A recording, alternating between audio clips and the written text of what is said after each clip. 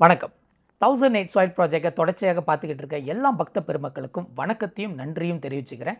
நீங்கள் இல்லைன்னா டெஃபினெட்லி இந்த ஒரு ப்ராஜெக்ட் முழுமை பெற போகிறதில்ல. நேற்று உள்ள எபிசோட் பஹாவ் எக்ஸ்பெடிஷனில் பார்த்தீங்கன்னா ஒரு 3 கோவிலோட முக்கியமான அம்சத்தை பற்றி தான் இந்த பதிவில் தெரிவிக்க போகிறேன். இந்த இடத்துல பல பேர் நீங்கள் கோவில் பேரை மாற்றி சொல்லியிருக்கீங்க, இதை கரெக்ஷன் பண்ண முடியுமா அப்படின்னு கேட்டிருந்தாங்க.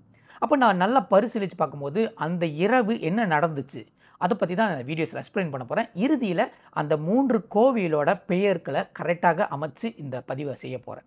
இந்த வேளையில் அந்த ஒரு திருத்தத்தை ஏற்படுத்தி தந்த நபர்களுக்கு நன்றி தெரிவிச்சுக்கிறேன். இந்த வேளையில் குமரேசனும் அவரோட மனைவி அபிராமி அவங்களுக்கும் நன்றி தெரிவிச்சுக்கிறேன். ஏன்னா இவங்க தான் பாடுபட்டு இந்த ஆலயத்துக்கெல்லாம் கூட்டு போனாங்க. நியூ ரம்பெனில் இருக்கிற 3 ஆலயம், அதில் குறிப்பாக 401வது ஆலயம், அந்த ஆலயம் பேர் ராஜராஜேஸ்வரி ஆலயம். ஆனால் நான் தவறுதலாக பூர்வீக அம்மன் சொல்லியிருந்தேன். இது எப்படி நடந்துச்சுன்னு இந்த பெயரும் சரி, அதுக்கப்புறம் இன்னொரு இருட்டான இடத்துல இருக்கிற ஒரு அம்மன் ஆலயம் சரி, அதுக்கப்புறம் இறுதியாக 403வது ஆலயம் கருமாரி அம்மன் ஆலயத்தை பற்றியும் நான் ரிவீல் பண்ணிடுறேன். நான் அந்த நியூ ரம்பென்குள்ளே போகும்போது முதல்ல 403வது பதிக்கப்பட்ட கருமாரி அம்மன் ஆலயத்துக்கு தான் போயிருந்தேன். ஆலயத்தை சுற்றி வீடியோஸ் எடுத்தோம். மண் எடுக்க போகும்போது அம்பாள் எனக்கு தடை போட்டிருந்தாங்க. கொஞ்ச நேரம் இரு, இந்த ஆலயத்துக்கெல்லாம் போய் எடுத்துகிட்டு வா, அதுக்கப்புறம் எடுத்துக்கிற மாதிரி ஒரு குறி வந்துச்சு. சரி, எது நடந்தாலும் நல்லதுக்கு தானே அப்படின்னு சொல்லிட்டு நான் வெயிட் பண்ணியிருந்தேன். அப்புறம் கோவில் தலைவர் வந்திருந்தார். அந்த எல்லைக்கு 3 கோவிலுக்கும் ஒரே தலைவர், இவர் தான் பராமரிச்சுக்கிட்டு வர்றாரு. ரொம்ப கடுமையான நிலைமையில தான் இந்த 3 கோவிலும் பராமரிச்சுட்டு வராங்க. 403வது ஆலயமாக அந்த என்னோட பதிவில் ப்ரீவியஸ் பாருங்க, 403வது கருமாரி அம்மன் ஆலயத்துலேருந்து நான் நேராக ராஜராஜேஸ்வரி ஆலயத்துக்கு போயிருந்தோம். அங்கே தான் முதல் மண்ணே எடுக்கிறேன். நியூ ரம்பெனில் எடுக்கப்பட்ட முதல் மண் அதுதான். அதுக்கப்புறம் இன்னொரு ஆலயத்துக்கு போயிருந்தோம், அதான் மகாமாரியம்மன் ஆலயம். அந்த மகாமாரியம்மன் ஆலயத்துக்கு போகும்போது அந்த எல்லையில் தான் ஆளே இல்லை, யாருமே இல்லை. அவ்வளோ அழகாக கட்டப்பட்ட ஒரு ஆலயம்.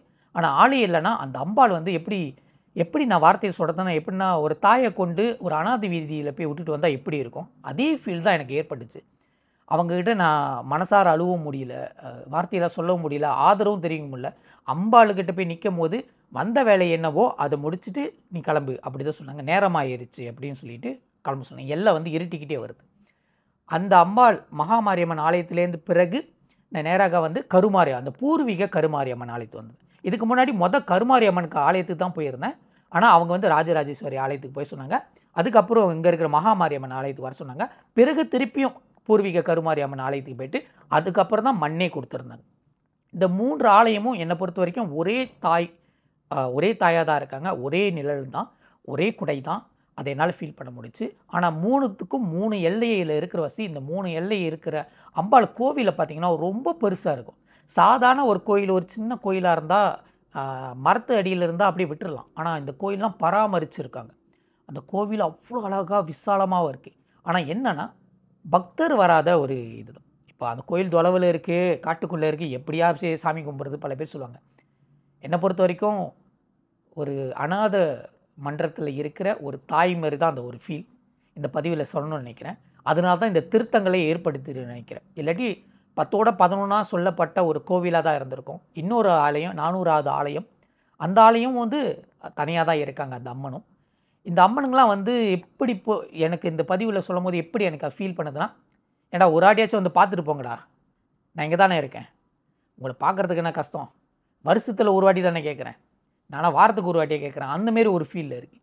அந்த ஒரு ஃபீல், அந்த வைப்ரேஷன் பார்க்க முடிச்சு. ஆனால் சும்மா சொல்லக்கூடாது, இந்த ஆலயங்கள்லாம் அதோட சக்தி இன்னும் ப்ரிசர்வாக தான் இருக்குது.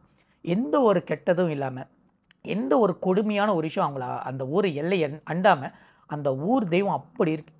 மண்ணை தொட்ட எனக்கு அந்த ஃபீல் எனக்கு தெரியும். அதில் வாழ்ந்தவங்கலாம் கண்டிப்பாக நல்ல இடத்துல இருப்பாங்க, நல்ல பொருளாதாரத்தில் மேம்பட்டு இருப்பாங்க, நல்ல வசதியோடு இருப்பாங்க. கண்டிப்பாக இன்னும் இந்த அம்மனோட அருள் இருக்கும். இந்த அம்மனை ஒரு தடவை பார்த்துட்டு போகணும் தான் இந்த ஒரு பதிவில் குறிக்கப்படுறது. இந்த பதிவு இறுதியில் பார்த்திங்கன்னா இந்த அம்மனோட தெளிவான பெயர், அதாவது எந்த அம்மனுக்கு எந்த பெயர், எந்த அம்மனுக்கு எந்த கோவில் எண்ணிக்கைன்னு நான் தெளிவுபடுத்திடுவேன்.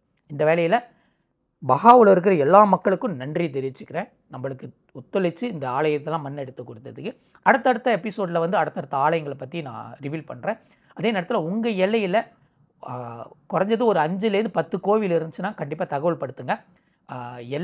எல்லைக்காரங்க முன் வந்துட்டு எனக்கு சொன்னாங்கன்னா இன்னும் கொஞ்சம் வசதியாக இருக்கும். ஏன்னா நம்மளோட நாட்களும் குறைஞ்சிக்கிட்டு வருது.